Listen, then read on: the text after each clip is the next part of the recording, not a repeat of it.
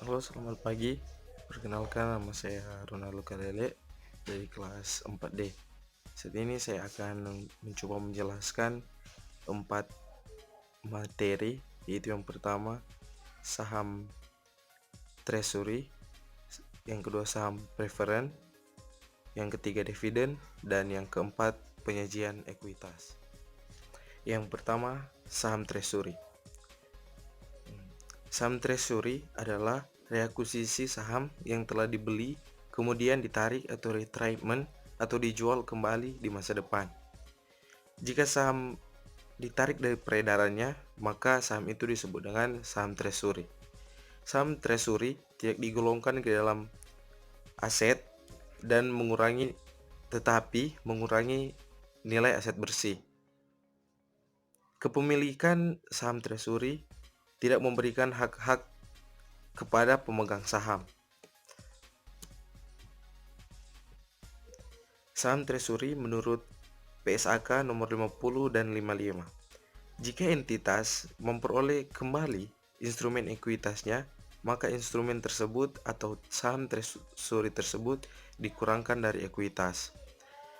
2. Keuntungan atau kerugian yang timbul dari pembelian, penjualan, penerbitan, ataupun pembatalan instrumen ekuitas atau saham treasury terhadap entitas tersebut tidak diakui dalam laba rugi. Saham treasury tersebut dapat diperoleh dan dimiliki oleh entitas yang bersangkutan atau oleh anggota lain dalam keluarga usaha yang dikonsolidasi. Imbalan yang dibayarkan atau diterima diakui secara langsung di ekuitas. Nilai saham treasury yang dimiliki diungkapkan secara terpisah dalam laporan posisi keuangan dan laporan atau catatan atas laporan keuangan sesuai dengan PSAK 1 revisi pada tahun 2009 dalam penyajian laporan keuangan. Entitas mengungkapkan sesuai dengan PSAK nomor 7 revisi 2010 pengungkapan pihak-pihak berelasi jika saham treasury diperoleh oleh pihak-pihak berelasi. Yang kedua, saham preferen. Saham preferen memiliki karakteristik yang pertama preferensi dividen, yang kedua preferensi atas aset saat likuidasi, yang ketiga dapat dikonversi menjadi saham biasa, yang keempat dapat melakukan call atas opsi dari perusahaan, yang kelima tidak memiliki hak suara atau vote. Yang ketiga, dividen. Kebijakan dividen.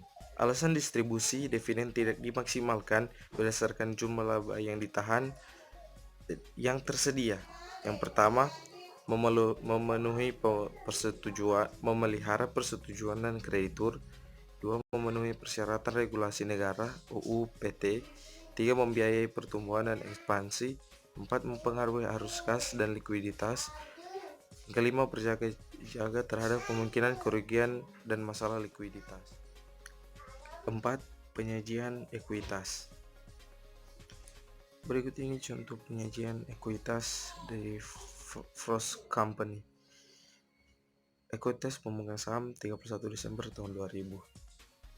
Yang pertama itu kita harus mencari modal saham di mana didapat dari saham preferen yang nominalnya 200 per lembar, beredar 50 lembar, dikalikan maka didapat 1 juta.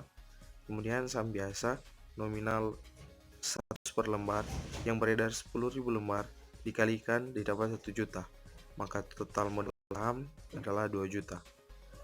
Kemudian ditambah dengan modal yang disetor sebelumnya, yaitu agio saham prioritas dan agio saham biasa yang bernominal 100.000 dan 150.000.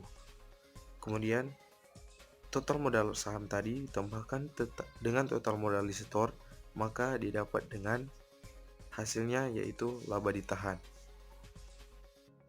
Sekian hasil presentasi saya. Atas perhatiannya dan kerjasamanya ucapkan terima kasih. God bless you.